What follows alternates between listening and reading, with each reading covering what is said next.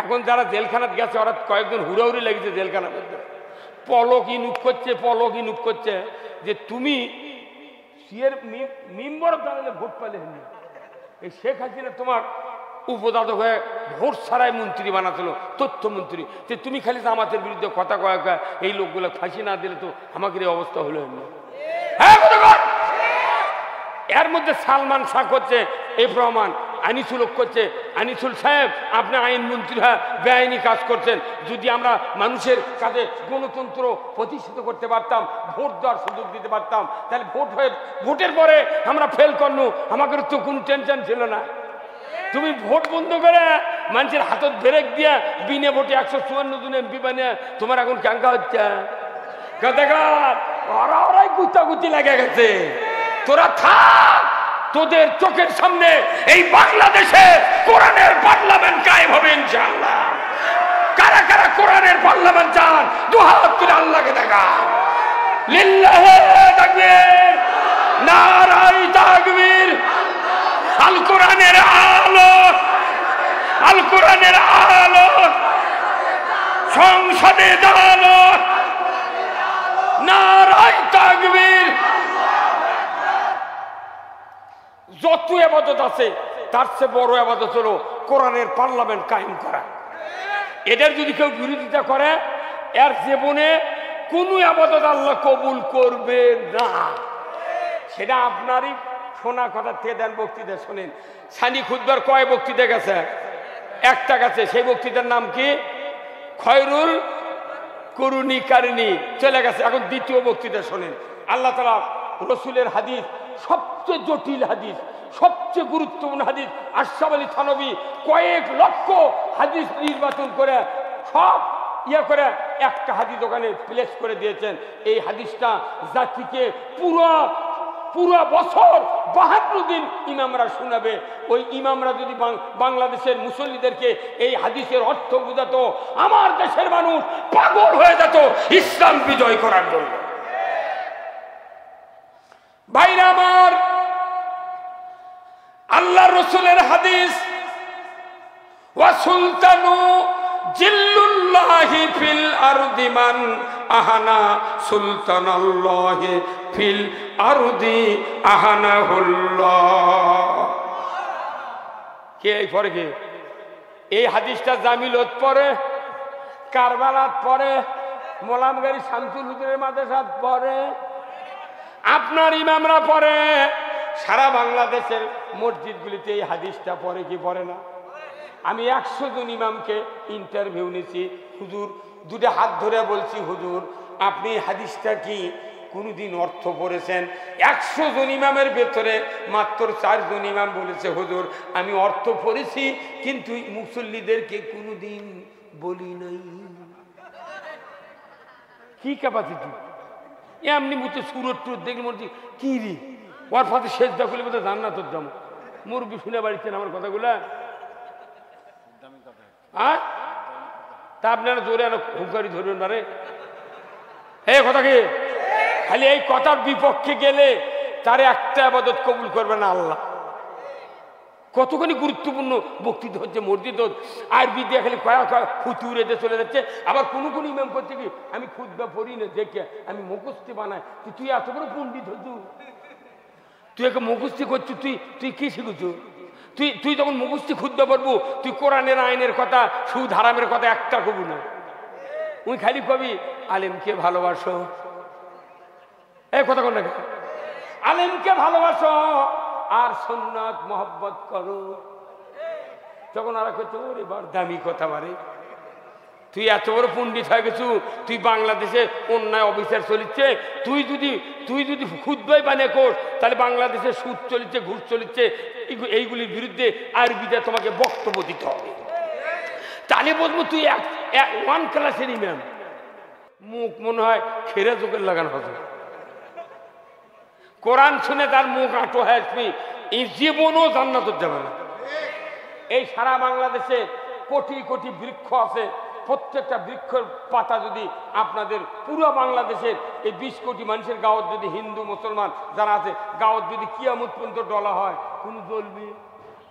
কিন্তু একটা পাতা আছে, ডলা লাগে না, হাঁটে যাচ্ছে যদি ভুলে থাকে 3 ধাপ পরে চুলকান শুরু হয়। হ্যাঁ, তার নাম কি? যারা ইসলাম পছন্দ করে না, কোরআনের আইন পছন্দ করে না, কোরআন শুনলি তারকে বিষাদের মতো চুলকায়। কিন্তু ওই বুঝিচ্ছে না, চুলকাচ্ছে, গালাগালি করছে বিভিন্ন। এই যে শীত আসছে, আর 15 দিন পর শীতের যখন তীব্রতা বাড়বে, তখন আপনার স্ত্রী, ছোট্ট বাচ্চা আছে আপনার, এই পশমির কমপ্লিট ড্রেস পাওয়া যায় না, সকালবেলা উঠে হাত পা মুছে দিয়ে আপনার স্ত্রী করছে কি তেল দিয়ে দিচ্ছে, দিয়ে পশমির কাপড় নিজে নিজে একায় পায়জামা ফিন্ডে দিচ্ছে। কিন্তু দেখা যায় এক পাও ঢুকে আর এক পাও ঢুকে বেড়াচ্ছি, এই পা আলোক করে বার করে। হ্যাঁ, কথা কোন দেখা। তখন মাও খেপে কি হতে করিস কেন, তোর শোল কানবে লাগছে, শোল চিৎকার। তখন করছে নইমের বাপ এটা না, আসো তো শোলক ধরো তো। কিন্তু আপনি যে শোল ধরেছেন, আপনি কি ওই পাও মাটির চেয়ে খাড়া করেন? আপনি একবার বগলের তলে হাত দিয়ে আলোক করছেন, তুই কে করে প্যান্ট খুলিস দেখবি তো। এই কথা কেন আলোক করছে।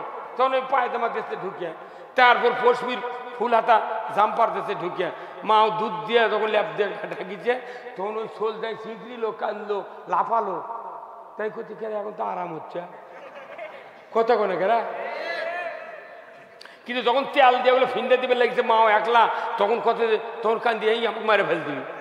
কি যখন উষুম ধরছে, তখন করছে না এতক্ষণকে আরাম হতে। আমি কি জানি ইনকে আরাম হবে। এই যে বাংলাদেশে কোরআনের পার্লামেন্ট কায়েমের জন্য, কোরআন বিজয়ের জন্য, কোরআনের আইন কায়েমের জন্য যারা কথা বলে, অনেক লোক চিল্লা পাল্লা করতেছে। তো ওরা ওই কালা ছলে লাগে না, এখনো বোঝেনি।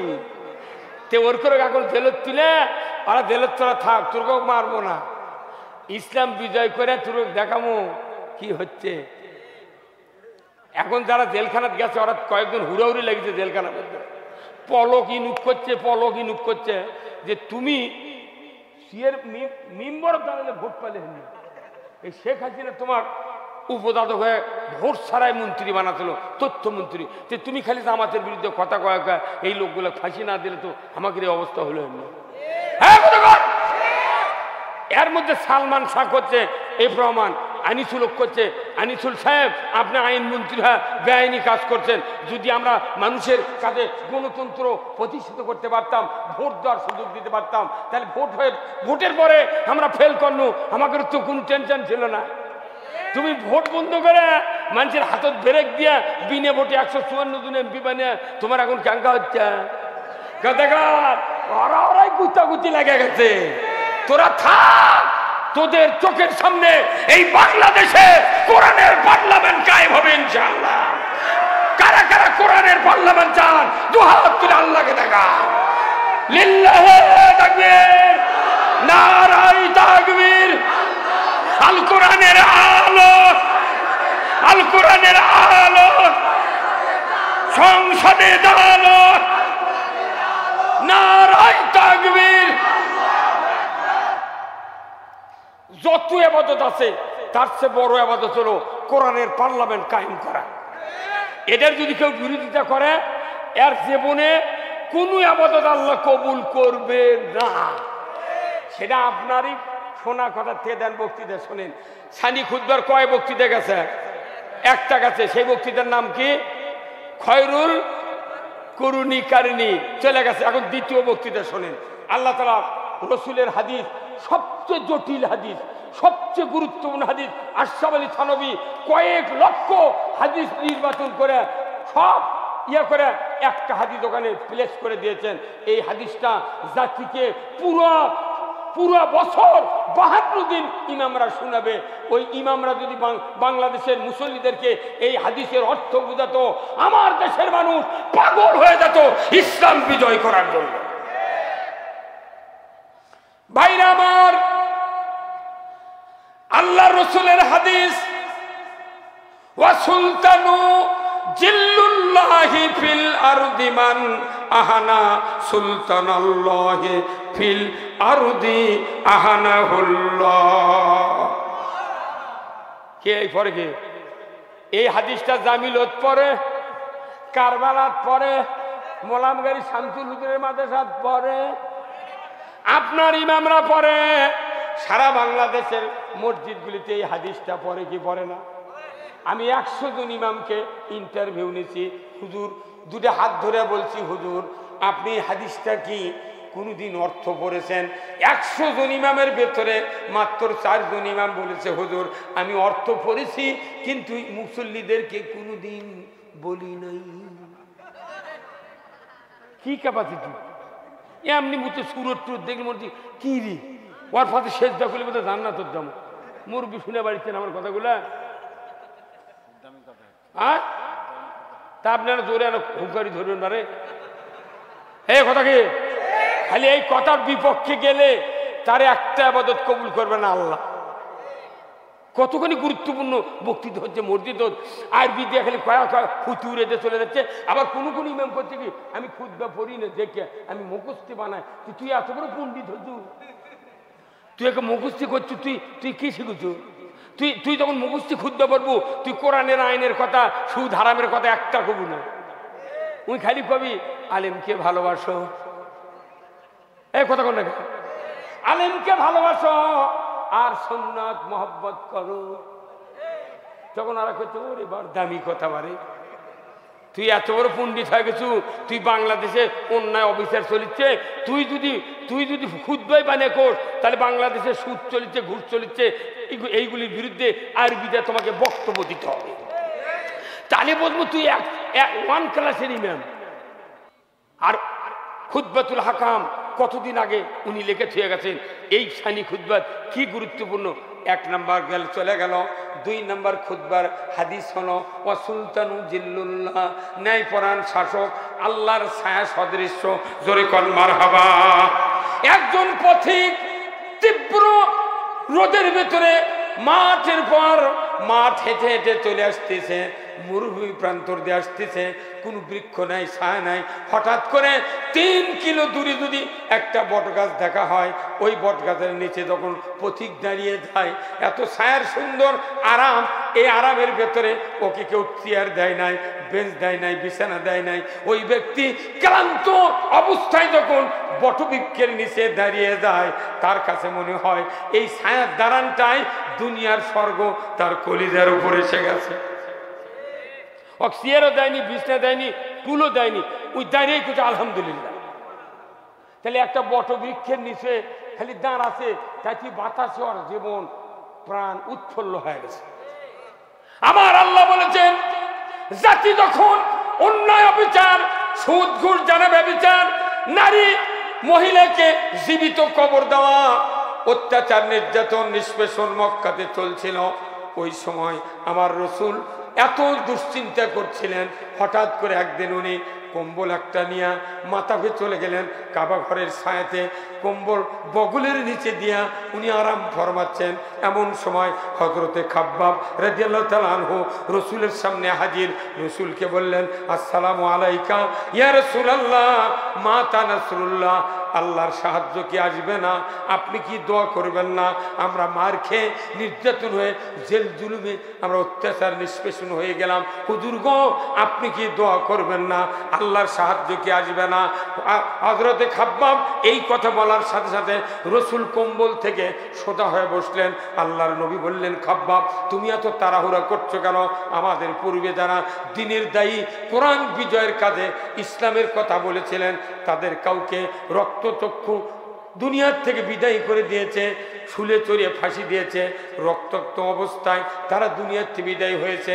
কাউকে লোহার চেরুনি দিয়ে হাড্ডি থেকে গোস্ত নামিয়ে দেওয়া হয়েছে, কাউকে করাত দিয়ে দ্বিখণ্ডিত করা হয়েছে, আগুনের মধ্যে ফেলে দেওয়া হয়েছে, তেলের ভিতরে ছেড়ে দেওয়া হয়েছে। রে খাব্বাব এত অত্যাচার নির্যাতনের পরেও ওই দিনের দায়ীরা দিনের পর থেকে 1 চুল পরিমাণ সরে দেয় না।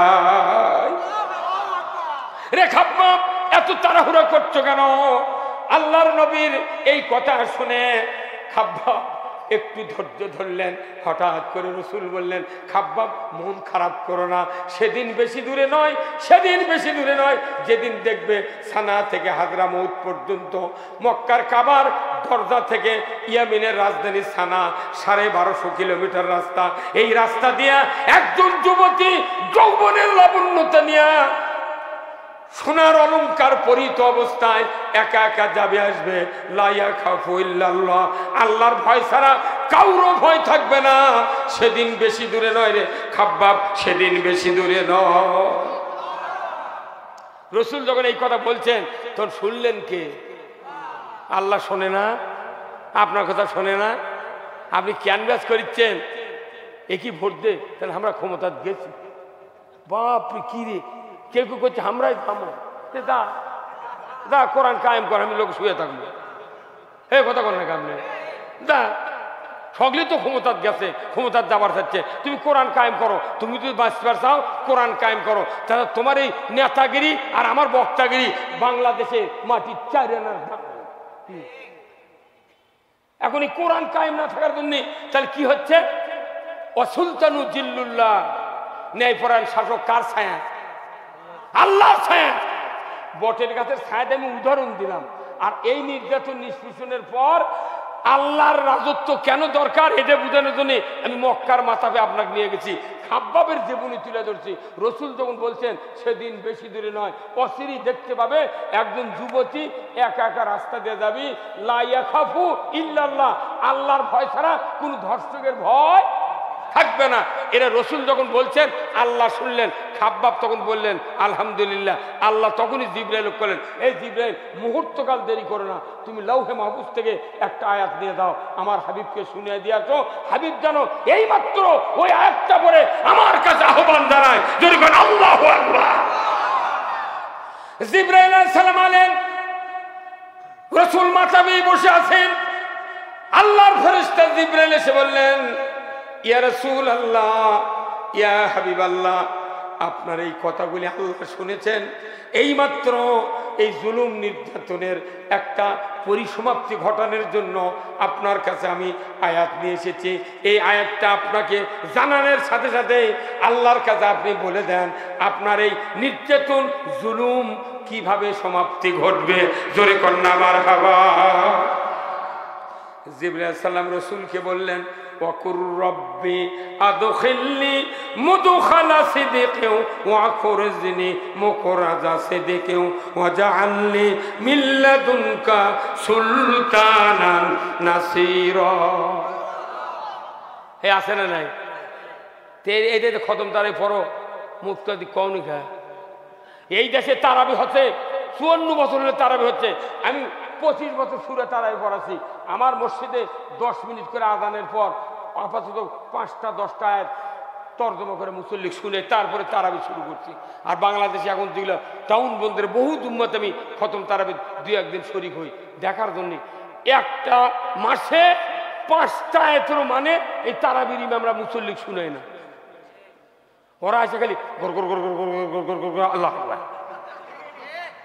এই কথা কার মানে যাই যত দূরে তারাবি পড়বি তারই তত দাম। এই কথা কন। আর খালি করছে আপনারা রোজার ভেতরে দান খয়রাত করবেন, মানে খালি দান দিবেন। কি বুদ্ধি? দান খয়রাত করবেন, বাপ মায়ের জন্য দোয়া করবেন। আর কেউ যদি দোয়া করে নেন 500 করে টাকা দিবেন। ডাইরেক্ট দেখেছি, ডাইরেক্ট একটা মসজিদে 1 মাস খতম তারাবি হয়, ওই হাফেজ 10টাকে 5টা আয়াতের মানে কয় না। তাহলে এইভাবে মানুষকে কোরআনের অর্থ থেকে কোরআনের থেকে আস্তে আস্তে মানুষ এমন ভাবে ইন্টি করে নিয়ে চলে যাচ্ছে। আমরা যারা কোরআনের থেকে কথা করছি তখন করছে এটা আমাদের হুজুর হাফেজ হুজুর নামাজ পড়া ই জীবনীগুলো কথা কয় না, তোরা বাইনে বাইনে করছি। হ্যাঁ বাটা ফাটাবি। আল্লাহর নবীকে বলা হলো, হে রাসূল আপনি দোয়া করেন, ওয়াকুর রব্বি আদখিলনি মুদখালা সিদকিন ওয়াখরিজনি মুখরাজা সিদকিন ওয়াজআলনি মিন লাদুনকা সুলতানান নাসীরা। আল্লাহ বললেন, হে নবী আমার কাছে আপনি দোয়া করুন, আমাদেরকে সত্যপন্থীদের দলভুক্ত করুন, আর আমাকে একটা রাষ্ট্র দিয়ে সাহায্য করুন, না অন্য একটা রাষ্ট্র দিয়ে সাহায্য করুন। জোরে কন্যা মারহাবা। এরপরেই আল্লাহর নবী দোয়া করলেন, সাথে সাথে হিজরতের আয়াত নাযিল হয়ে গেল। রসুল গো আর মক্কাতে থাকা যাবে না, মদিনায় যান। রসুল মদিনায় গা কোবা পল্লীতে 3 দিন থাকলেন, খেজুরের পাতা দিয়ে মসজিদ বানালেন। ইয়াসরিবে গেলেন, ওখানে মসজিদে নববী তৈরি করার আগে উনি ইসলামী রাষ্ট্র কায়েম করলেন। ইসলামী রাষ্ট্র ছাড়া এই সমাজের জুলুম বন্ধ করা সম্ভব নয়। আর আমাকে দেখো মসজিদ কায়েম করছে, মাদ্রাসা কায়েম করছে, আর মধ্যে সঙ্গে ইসলাম বুদ্ধ হয়ে যাচ্ছে। ইসলামের কথা কইলি কেউ কেউ কয় হুজুর আবার রাজনীতি করবো, তোর কি আবার গম খাওয়ার ইচ্ছা? আমরা গম খাবো না, তুরকে খাওয়া বন্ধ করবো। ভাই কথা বল না, আপনি আমরা গম খাবো না। গম যদি খালে হলি 2 জন মন্ত্রী আসছিল, মতিউর রহমান নিজামী, আলী হাসান, মোহাম্মদ মোজাহিদ, ওই অনুবীক্ষণ যন্ত্রতে দেখেছে ফখরুদ্দিন যাই কইছিল যে বাঙালি তোমরা আলু খাও ভাতের পরিবর্তে। কেরে শেখ মুজিবর কাছে ডালিয়ে ভাতে বাঙালি, তুই আলু খাবার কর, মানে তুই আয়, তুই লন্ডন থেকে টুকলে আলু খামায়, আমাকে জিরার চাউল পচে যাচ্ছে, তুই আলু খাবার করলো কোন সাহসে? কিয়ামতের আগ পর্যন্ত বাংলাদেশে ফখরুদ্দিন পাও দিতে পারবে না। ওই বাচ্চা জামাতের বিরুদ্ধে আইন তৈরি করে ফাঁসি দিয়া দুনিয়াতে বিদায় করেছে। ভাইরা আমার, আমি বলতেছিলাম ন্যায়পরায়ণ শাসক আল্লাহর ছায়া সদৃশ্য, আল্লাহর রাজত্ব যদি কায়েম হয়, এত বড় শান্তি আর ছায়া পৃথিবীর জমিনে কোথাও নাই। হজ করেছেন কি আপনি? আপনি কি হজ করেছেন মুরব্বী? এনারা হজ করবেন না, হাজি ক্যাম্পুর থেকে বলেছে আল্লাহুম্মা লাব্বাইক লাব্বাইক আল্লাহুম্মা লা শারীকা লাকা লাব্বাইক। এরপরে বলছে ইন্নাল হামদা নিয়ামাতুল্লাহ কল মুলক। কি তলবিয়া পাঠ করেছে, অথচ এই হাজির মুআল্লিমরা যদি এই তলবিয়ার অর্থ যদি হাজি করক যদি বুঝালো হয়নি, ওই জীবনে হাজি পাত না। একটা লোক হজ করবারও গেল না, এর অর্থ হলো ইন্নাল হামদা, নিশ্চয় সমস্ত প্রশংসা আল্লাহ তোমার, সবচেয়ে বড় নিয়ামত হলো তোমার রাজত্ব। সবচেয়ে বড় নিয়ামত হলো আল্লাহ তোমার রাজত্ব। আল্লাহু আকবার। এই বাংলাদেশে 25 লক্ষ হাজি আর হাজার নি, এরা হজ করে আছে। আল্লাহর রাজত্বর পক্ষে যদি থাকতো আমাদের কারু বক্তৃতা করা লাগতো না। এর কিরে বগলের তলে যত লোক আছে এরাই ভোট দিলে এই দেশে ইসলাম কায়েম হয়ে গেল। হজের উদ্দেশ্য কি জানেন? আল্লাহর রাজত্ব কায়েমের, ওটা পিএইচডি করা ডিগ্রি। উনি ওটি থেকে যে করছে আলু ভাতটা ভাত খামো, চিরা মশার শুয়ে থাকবো। তুই কেন কামড় ফাল্গুন মাসে 15 তারিখে চিরা মশার শুয়ে থাকিস, তো তোর হাড্ডি মশা চুচা খাবি।